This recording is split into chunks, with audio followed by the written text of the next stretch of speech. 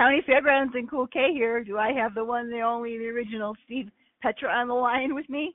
As far as I know, I am the original. Hi, you're a ventriloquist, Mr. Petra, right? That is correct. Okay, and how long have you been a ventriloquist?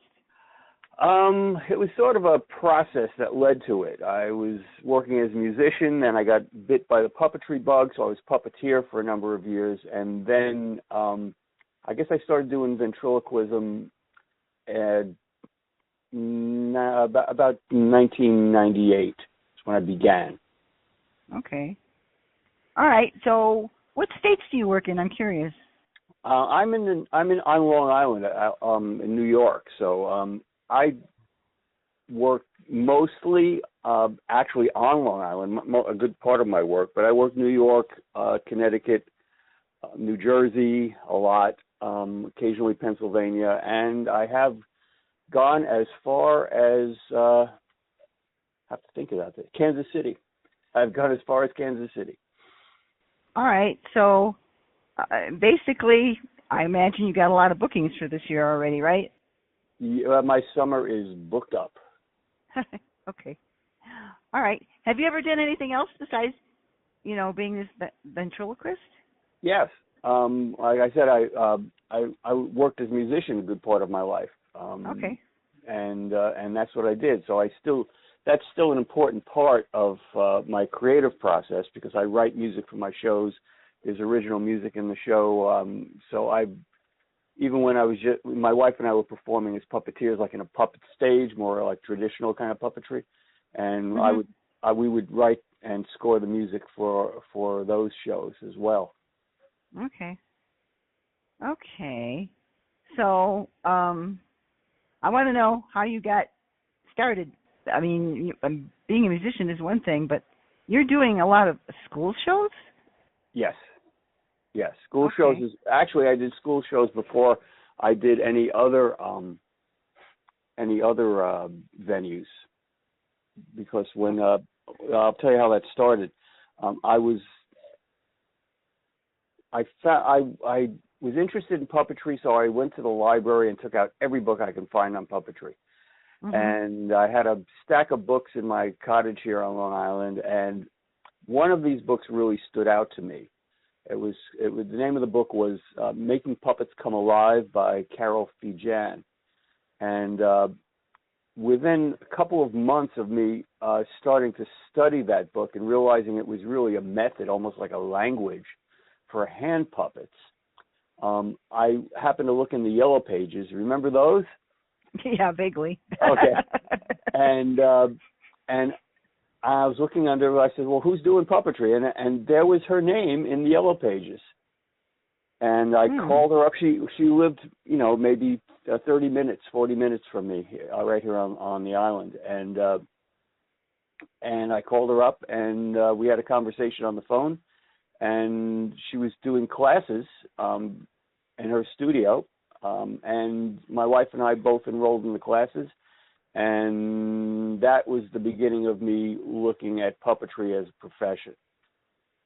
Okay, but you also do fairs, right, and events? Well, I've only done a few fairs. The one that I'm doing regularly now is the Long Island Fair. I had never done a fair before that. I had actually avoided outdoor work. But this opportunity came along. It was a great venue. It was real close to me. And I was standing in for someone who was a friend of mine, who was a puppeteer, not a ventriloquist. And the ventriloquism act works phenomenally well at the fair. So I've been back there every year since. Oh, right. I would think so. Okay. All right. So would you like to do more fairs? Not sure at this point. If you would have asked me like a year and a half ago, 2 years ago, I would say yes. But there's a element to doing fairs that's like physically demanding. And at this point in my career, I'm not really sure if I want to go through that. I'm very comfortable with the situation here. I've done fairs in Connecticut. because friends of mine do fairs all over the country, Mm-hmm.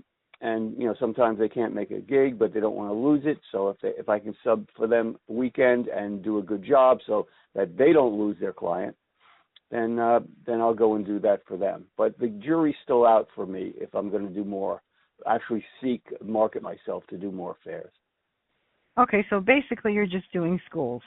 I'm doing schools, and all summer long I'm doing libraries, camps, municipal events at towns, and I've been doing a lot more camp work as of the last 3 years. All types of camps. So that's been real. Some of them run all year round, and not just like summer camps either. So are you like a stage show? I don't understand. Well, I have a ventriloquist act, so I bring a bunch of stuff with me. So I set up a set. It usually consists of, for a library or family show, it consists of like 3 trunks spread out around the stage, and I have like 4 puppets usually in a show. I have a theme. I create a new theme show every year because every year there's a summer reading theme for the libraries. Okay. So if I know like 3-4 years ahead what their themes are. So as soon as I'm done one summer, I start preparing for the next one. Then I start marketing that, and then I work all summer doing libraries, doing the theme show.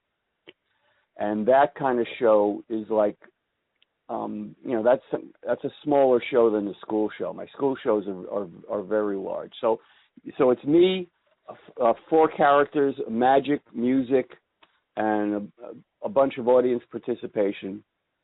Does your wife participate with you? No, but she used to when we first started doing puppets in a puppet stage, that I mentioned earlier. It was the 2 of us doing the puppets because we both had studied at Carol Pijan's studio. And then my wife suggested that I become a ventriloquist. I was very good with making things up on the fly or adjusting or coming up with things that were funny. And she likes things very in order and sequential. And she thought it would be more contemporary for more for a contemporary audience than the passive audience that you have with doing a puppet show, which is generally more like watching a stage performance where you're not engaged with the performers. Okay. Whereas with the ventriloquist show, I'm like right out there. I'm using the audience, not even just on stage, but from their seats. They're part of the show, so I can really adjust my performance for how the audience is. Quite frankly, as much as I know about fairs and strolling grounds acts, it sounds to me like you would be perfect for strolling ground act because that's basically what they do. Yes, or I've done some walk around work, and it's a little bit different, but that's that I function fairly well in that with that task. Okay, all right. So how many years you been doing this in the schools? Oh, well, when my wife Jeannie, when we started right in schools. That was our first gigs. So that was like in '97, and then my first ventriloquist school show was 2000, and I'm still doing that show. If you look on my website, StevePetra.com, you'll see. If you look on school shows, you'll see a science show called "It's Alive" about the organs of the body.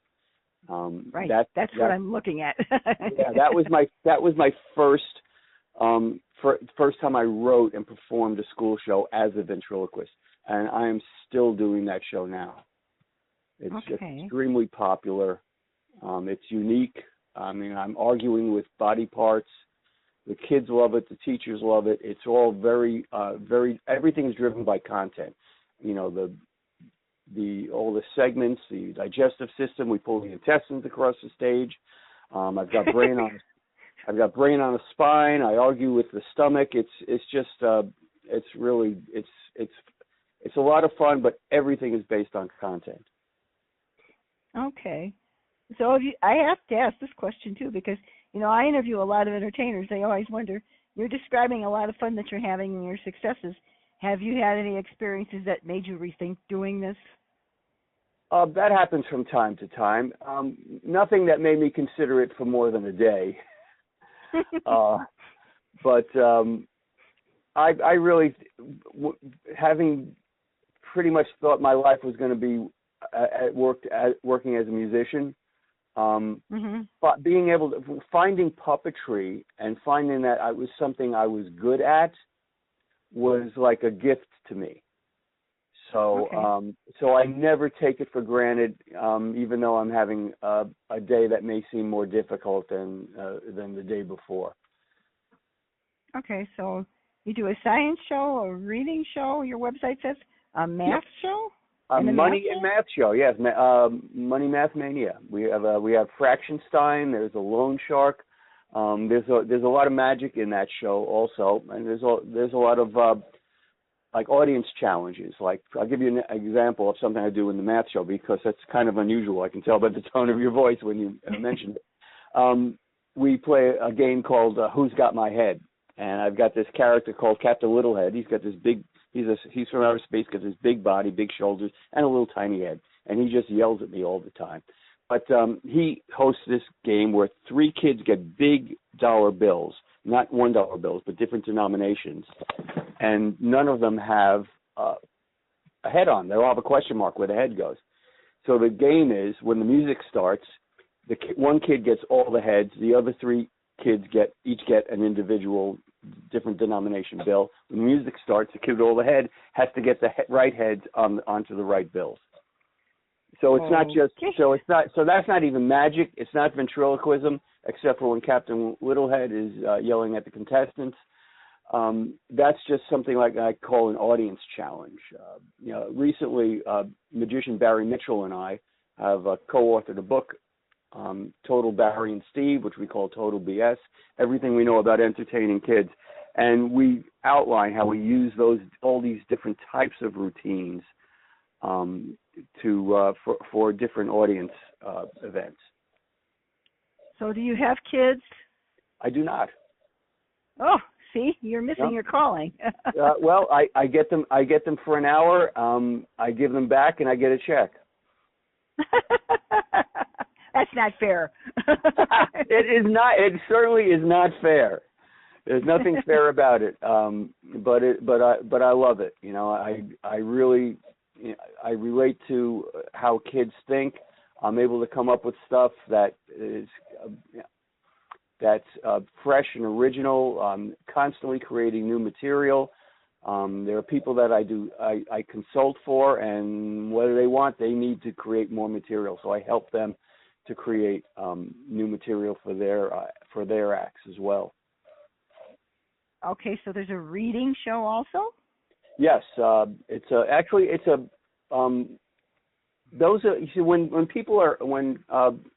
get hired mostly by PTA, Parent Teacher Associations, because that's the market where I am in New York.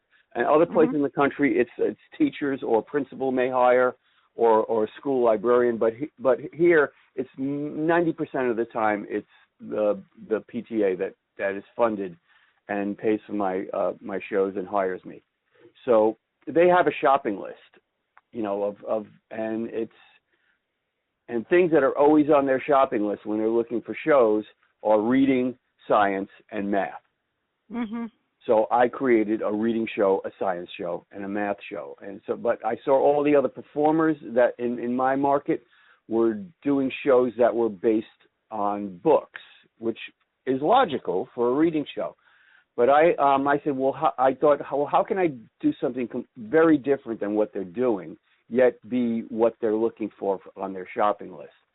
And so I went to the New York State language arts curriculum that was posted online for the grades that I perform for, and I created a show on literacy out of that.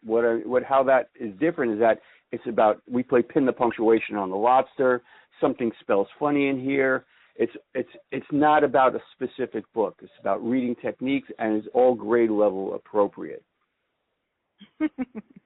So what does your wife think of all of this now? Oh, she runs the business. Oh, that's cool. She does the website. She does all the booking. She does, she knows who owes me money and how long they have to pay according to the contract. She does all the stuff that gets no applause. So, how many events have you booked for this year? I'm kind of curious. Oh gosh, I don't even keep. I used to do a lot more. Okay. I've allowed it to slow down a bit. I probably used to do like 350, and Wow. I'm probably now somewhere in the 200s. Yeah. That's my guess. So I haven't interviewed anybody that does quite like anything like this before, and I have interviewed a lot of people. I've not run across one of you before like this. Are there others out there? Well, what exactly is unique that about me that You're a ventriloquist that's just doing school shows. Oh, well, I'm not just doing school shows. I work all summer doing libraries and camps and stuff. But kids primarily. I do kid shows. Yeah, I don't do adult only performances. But I do create my shows for the entire family. If you look on my website, it says library and family shows. You can reach StevePetra at 631-957-9646. His website is StevePetra.com. That's STEVE capital PETRA.com. And he likes to perform in New York, New Jersey, and Connecticut. He's looking for bookings there for It's Alive, Petra Puppets.